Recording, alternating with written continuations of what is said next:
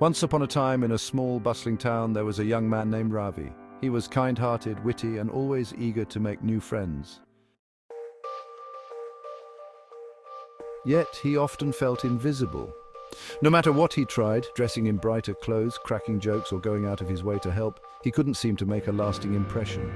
Ravi believed that attraction was all about words, but his quiet nature made him feel he'd always fall short. That changed, though, one summer when he met his grandfather, a wise, observant man who had seen much of life. One evening, as they sat on the porch with the sun setting, Ravi opened up to his grandfather about his struggles. "Grandpa," he sighed, "I try so hard, but people don't seem to notice me." His grandfather chuckled and gave him a warm, knowing smile. "Maybe, my boy," he said thoughtfully, "you're trying too hard. Real attraction doesn't come from words or grand gestures, it comes from how you carry yourself, the things you don't have to say." Curious but unconvinced, Ravi asked what he meant. His grandfather leaned back in his chair, gazing out over the hills. "There are habits, little ones, that make people gravitate toward you. They're simple but powerful." That week, Ravi decided to try these little habits.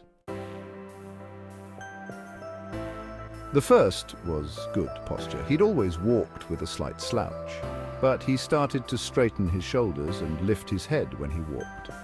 To his surprise, people greeted him more often. He even caught a few smiles from strangers. Next, he worked on genuine smiling. He'd often force smiles, but now he focused on sharing real, warm ones with people, especially when he greeted them. His smile became an invitation, making others feel welcome and comfortable. He found that people naturally started smiling back, and conversations flowed more easily. Ravi's grandfather also told him about eye contact. "It shows respect and confidence," he explained. Ravi had always looked away quickly, thinking it was polite, but he started meeting people's eyes and noticed an immediate change in their response. They looked back, their own smiles deepened, and he felt an unspoken connection grow. Then there was mindful gestures. Ravi used to fidget, crossing his arms when he was nervous. He practiced open, calm gestures instead, nodding slightly to show he was listening, keeping his hands visible and avoiding tense movements. These small adjustments made him feel more grounded, and others responded with a calm warmth. Self-care was another subtle change. Ravi made sure he looked fresh and well-groomed.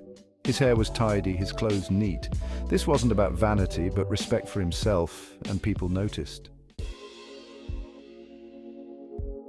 He also learned the power of slow, confident movements. No more rushing around anxiously. He slowed his steps, took his time with gestures, and enjoyed the ease it brought. Over time, Ravi discovered that even listening, not speaking, was an art. He leaned in, nodded, and truly paid attention to what people were saying. They felt heard, and Ravi found that people started opening up to him more. And lastly, he practiced positive energy and composure. Even in tense situations, he tried to stay calm, showing people they could feel comfortable around him. Weeks later, Ravi was astounded by the difference these habits made. He no longer felt invisible. He had become quietly magnetic, effortlessly attractive in a way he'd never expected, all without saying a word. As summer drew to a close, Ravi's confidence had transformed. His grandfather's advice turned out to be more powerful than any flashy words or loud gestures. Ravi had learned that true attraction comes from within and radiates in the little things we do, often without us even realizing it. One day, as they sat together on the porch again, his grandfather gave him an approving nod. "See, Ravi, sometimes it's the silence between words that speaks the loudest." Ravi smiled, finally understanding the wisdom his grandfather had shared.